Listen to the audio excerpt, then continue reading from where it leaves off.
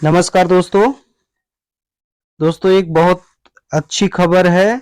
जो छात्र एमपी वर्ग एक की तैयारी कर रहे हैं या शिक्षक भर्ती परीक्षा की तैयारी कर रहे हैं उनके लिए बहुत अच्छी खबर है।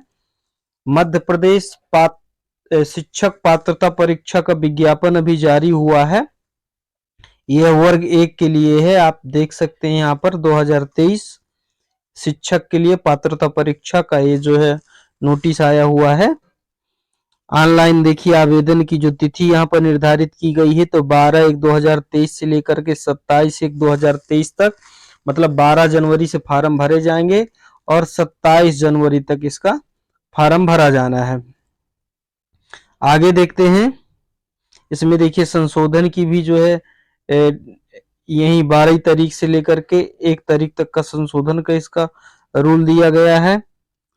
और इसमें फीस बताई गई है। देखिए यहाँ पर फीस की सारी डिटेल दी गई है। तो ये पूर्व की भांति जैसे पहले हुआ करता था वही यहाँ पर फीस की डिटेल दी गई है। आइए और जानकारी देखते हैं इसमें क्या क्या दिया है। तो परीक्षा की यहाँ पर प्रणाली आपको दिख रही होगी। ऑनलाइन परीक्षा पद्धति का जो समय निर्धारण है उसके बारे में यहाँ पर डिटेल दिया गया है। आप इसको देख लीजिएगा। और भी परीक्षा से संबंधित बहुत सारी टिप्पणी यहाँ की गई, बहुत सारे नियम बताए गए हैं कि नकल वगैरह नहीं करना है आप लोगों को, क्या क्या वहां पर रूल रेगुलेशन रहेंगे वो सारी जानकारी है। अब यहाँ पर और देखते हैं क्या है। यहाँ इस पृष्ठ में पूरा डिटेल दिया गया है कि किस किस पृष्ठ से लेकर के कहाँ कहाँ कौन कौन सी सूचना आपको दी गई है, तो उसके आधार पर आप वहां जा करके पढ़ सकते हैं। आइए आगे बढ़ते हैं। उच्च माध्यमिक शिक्षा पात्रता परीक्षा संबंधी विभागीय जो नियम है उनको यहाँ पर दिया गया है। पद का विवरण, उच्च माध्यमिक शिक्षक पद की श्रेणी द्वितीय श्रेणी, आवेदन जो है पत्र उसके लिए पूरा निर्देश दिया गया है। अब यहाँ पर देखिए काम की चीज मिल रही, शैक्षिक अर्हता क्या होनी चाहिए। ठीक है, तो संबंधित विषय में द्वितीय श्रेणी में स्नातकोत्तर उपाधि के साथ बीएड आपको चाहिए। ठीक है, यह बीएड के समकक्ष की डिग्री चाहिए। तो आपकी जो योग्यता है वो पीजी होना चाहिए और उसके साथ बीएड या उसके समकक्ष की डिग्री चाहिए। खास करके संस्कृत के लिए तो संस्कृत पाठशाला के उच्च माध्यमिक शिक्षक जो कि संस्कृत के संबंध में संस्कृत साहित्य व्याकरण आदि में मान्यता प्राप्त संस्थान विश्वविद्यालय से द्वितीय श्रेणी में आचार्य, ठीक है, आचार्य होना चाहिए, न्यूनतम शैक्षिक योग्यता होनी चाहिए, आचार्य चाहिए। ठीक है, और इसके अतिरिक्त बीएड होना जरूरी है, बीएड प्रशिक्षित होना जरूरी है। ओके, तो ये आपके संस्कृत विषय के लिए यहाँ पर विशेष दे दिया गया है। अब देखिए शिक्षक पात्रता परीक्षा में अर्ह होने के लिए प्रवर्गवार न्यूनतम अंकों का प्रतिशत क्या होना चाहिए। तो ये जो आरक्षण वाले हैं उनको 50% लाना है और अन्य के लिए 60% लाना है, जो पूर्व में भी था। ठीक है ना। उत्तर उच्च माध्यमिक शिक्षा के लिए जो है ये आपकी ये आपकी न्यूनतम अंकों को लाना अनिवार्य है एक प्रकार से। आगे स्पष्टीकरण देखते हैं क्या क्या दिया हुआ है। तो ये रूल रेगुलेशन और बहुत सारे दिए हैं, आप इनको पढ़ लीजिएगा क्योंकि फिर बहुत बड़ा वीडियो हो जाएगा। मैं इसकी पीडीएफ उपलब्ध करा दूंगा इसी चैनल में, नहीं टेलीग्राम में उपलब्ध करा दूंगा, तो आप वहां से डाउनलोड करिएगा। ठीक है ना। इसका वेतन वगैरह क्या रहेगा उसकी सारी जानकारी यहाँ पर दी गई है, तो आप इसको देख लीजिएगा। आगे देखते हैं। मध्य प्रदेश कर्मचारी चयन मंडल भोपाल परीक्षा संचालन के नियम निर्देश यहाँ पर दिए गए हैं, सारे रूल रेगुलेशन यहाँ बताए गए हैं। और आगे देखते हैं। परीक्षा हाल में क्या आपको ले जाना है क्या नहीं ले जाना है, ये सारी चीजें देखिए यहाँ पर बताई गई हैं। वहां पर देखिए क्या सुविधाएं प्रदान की जाएंगी उसके बारे में यहाँ डिटेल दिया गया है। प्रवेश पत्र कैसे प्राप्त करना है वो परीक्षा के बाद की बात बताई गई, ठीक है ना। मूल्यांकन कैसे होगा आपका परीक्षा के बाद, ठीक है ना। और जैसे कोई प्रश्न पत्र में कोई गलती हो जाती है उसके बारे में डिटेल दी गई है कि कैसे उसको आपको करना है, नंबर ऐसे मिलेंगे उसके बाद तो कैसे आपको मिलेंगे। जैसे कोई क्वेश्चन गलत हो गया तो उसका नंबर जो प्राप्त होता है तो उसका पूरा डिटेल में यहाँ समझाया गया है। आगे बढ़ते हैं। हाँ, नॉर्मलाइजेशन की पद्धति के बारे में देखिए पूरा डिटेल दिया है कि आपको वेबसाइट में जाकर के आप देख लीजिएगा।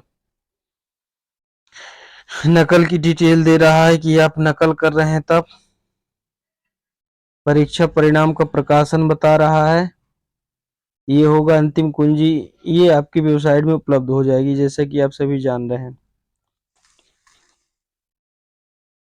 तो ये पूरा एक अभी से लेकर के पूरा परीक्षा होने के बाद तक की सारी जानकारी इसमें दी गई है। तो आप इसको बड़े ध्यान से पढ़ लीजिएगा, एक एक बिंदु 64 पेज का है तो इसको सारा बताना थोड़ा सा मुश्किल है, ठीक है। अब कैसे आवेदन पत्र भरना है थोड़ा सा जरूरी है, तो आप यहाँ देख लीजिए कि आपको यहाँ क्या क्या होना चाहिए, ये सारी डिटेल है। तो इस डिटेल को पढ़ करके ही आपको करना है। यहाँ पर आपको फोटो, हस्ताक्षर एवं जो है हस्तलिपि वहाँ लिख करके और वो स्कैन करके जमा होगा। 10वीं 12वीं का मार्कशीट यहाँ अपलोड करना होगा आपको स्कैन करके। और विशेष करके वेरी वेरी इंपॉर्टेंट है, SC ST OBC या अन्य पिछड़ा वर्ग के लिए जाति प्रमाण पत्र आपको अपलोड करना होगा। और भी यहाँ बहुत सारी चीजें देखिए दी गई हैं तो इनको आप पढ़ लीजिएगा, किस प्रकार की फोटो होनी चाहिए, क्या है, ये सारी जानकारी यहाँ पर दी गई है। और MP ऑनलाइन आप फोटो कैसे आपको बनाना है और कहाँ कहाँ से फॉर्म भरेंगे आप, वो सारी डिटेल यहाँ पर दी गई है, ठीक है। तो आप इसको पढ़ लीजिएगा। ये सारा फॉर्म भरने से संबंधित डिटेल बताई गई है, पेमेंट वगैरह से जो भी अभी कुछ जरूरी होगा तो हम आपको बताएंगे। अब ये देखिए वही चीज जो ऊपर बताई गई थी कि 12/1/2023 से 27/1/2023 तक फॉर्म भरे जाएंगे। आवेदन भरने की 16 दिन है, टोटल 16 दिन के अंदर आपको आवेदन भर देना है, ठीक है। तो ये सारी डिटेल आपको दी गई है। अब यहाँ पर सबसे मुख्य जो है परीक्षा आपकी कब होगी, तो देखिए प्रथम और द्वितीय, तो 1 मार्च 2023 बुधवार से ये आपकी परीक्षा प्रारंभ हो जाएगी। इसकी जो समय टाइमिंग है तो 2 घंटे 30 मिनट टाइमिंग बताई गई है, ठीक है ना। तो सुबह 9 से 11:30 बजे तक और 2 बजे से 4:30 बजे तक ये जो है परीक्षा संपन्न होगी और 150 अंकों की परीक्षा होनी है, ओके। तो ये इसकी डिटेल है और यही जो फीस उस लगना है तो उसकी डिटेल है, तो आपको ये सब मालूम होगा। आप अपने आवेदन में संशोधन भी कर सकते हैं, ये आपको शुल्क देना है, इस शुल्क दे करके आवेदन में आप संशोधन कर सकते हैं, लेकिन पूरे आवेदन में संशोधन नहीं कर सकते हैं, ठीक है ना। आप जो है फोटो इस सिग्नेचर वगैरह कर पाएंगे, आप अपने नाम, पिताजी का नाम, माताजी का नाम इसमें संशोधन नहीं कर पाएंगे। इसको आप रूल रेगुलेशन ठीक से पढ़ लीजिएगा। परीक्षा केंद्र आपके बालाघाट, बैतूल, भोपाल, छिंदवाड़ा, ग्वालियर, इंदौर, जबलपुर, कटनी, खंडवा, मंदसौर, नीमच, रतलाम, रीवा, सागर, सतना, सीधी, उज्जैन, ये 17 जो है सेंटर बनाए गए हैं। यहीं पर आपके भाग्य का निर्धारण होगा, अर्थात परीक्षा होगी। आगे देखिए ऑनलाइन परीक्षा प्रणाली के संदर्भ में देखिए यहाँ पर निर्देश दिए गए हैं कि कैसे क्या होगा, है परीक्षा में कब आपको पहुंचना है, फिर वहां पर क्या सारी जांच पड़ताल कैसे क्या होगा, तो सब कुछ आपको यहाँ पर बताया गया है। अब आपके देखिए यहाँ पर पेपर से संबंधित सूचनाएं आ गई हैं। तो देखिए सभी प्रश्न अनिवार्य है, मतलब सभी प्रश्न आपको करना है, ऐसा नहीं कि कुछ करना है छोड़ाना है। 150 अंकों का प्रश्न पत्र होगा जिसमें 2.5 घंटे आपको मिलेंगे। सभी प्रश्न पत्र बहुविकल्पीय होंगे, टिक लगाना है। यदि आपके 4 प्रश्न गलत हो जाते हैं तो 1 अंक काट लिया जाएगा। इसका मतलब ये यह है कि निगेटिव मार्किंग है, ठीक है ना। 4 प्रश्न गलत करने पर 1 अंक कटेगा, मतलब 1/4 की जो है ये माइनस मार्किंग आपकी है। ओके, अब देखिए इसमें जो है 30 30 अंकों का ये जो है ये एक प्रकार से जीएस का पेपर मान लीजिए, और 120 अंकों का आपका सब्जेक्ट का पेपर होगा, ठीक है। तो उसी को बता रहा है कि 30 अंक में क्या क्या आएगा। तो सामान्य हिंदी होगी, अंग्रेजी होगी, सामान्य ज्ञान और सामायिक समसामयिक घटना मतलब करंट अफेयर्स, तार्किक, आंकिक मतलब ये आपकी रीजनिंग हो गए, शिक्षा शास्त्र हो गया, ठीक है ना, पेडोलॉजी। तो इस प्रकार से आपके अंक हैं। आपकी 8 नंबर की जो है हिंदी आना है, 5 नंबर की अंग्रेजी आएगी, और 7 नंबर में जो है सामान्य ज्ञान और रीजनिंग हो जाएगी, 10 नंबर का शिक्षा शास्त्र पूछा जाएगा।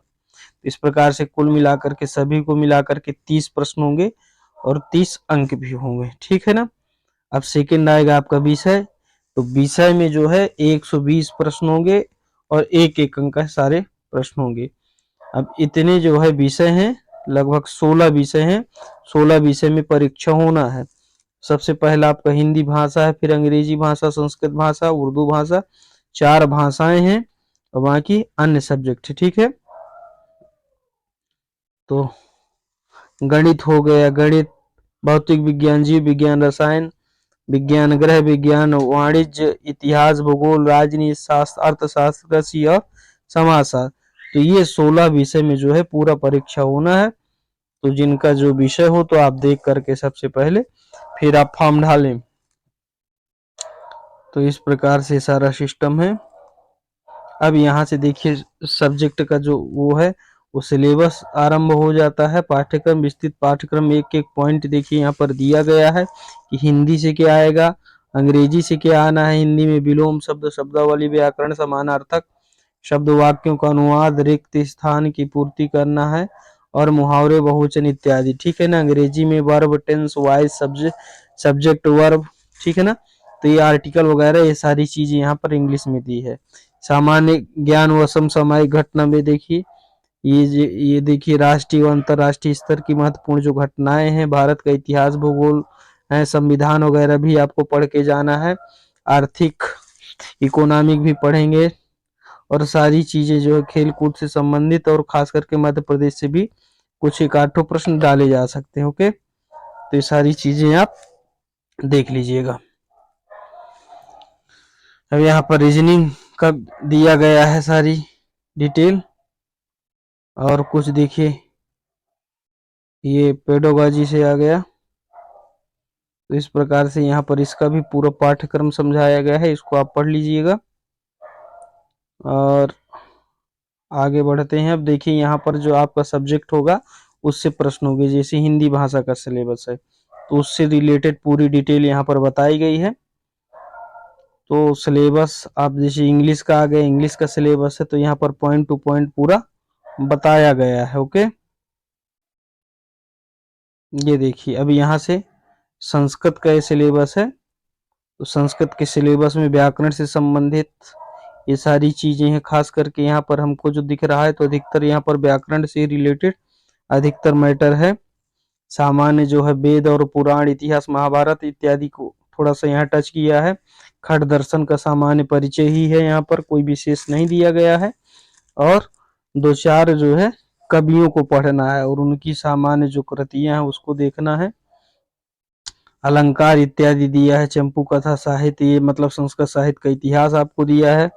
और छंद विशेष रूप से दे दिया है। रसों का सामान्य परिचय है। व्याकरण में फिर देखिए कारक दे दिया, और इसके बाद जो है अनुवाद दे दिया है, ठीक है ना। संस्कृत में गिनती, तो ये सब व्याकरण के अंतर्गत आ जाएगा। वाच्य परिवर्तन भी व्याकरण के। तो यहाँ पर हमको जो है व्याकरण की अधिकता दिख रही है।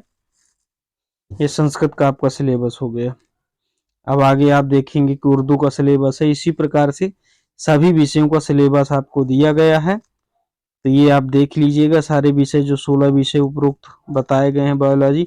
अच्छा, यहाँ बाइलिंगुअल भी है, दोनों भाषाओं में सिलेबस दिया हुआ है।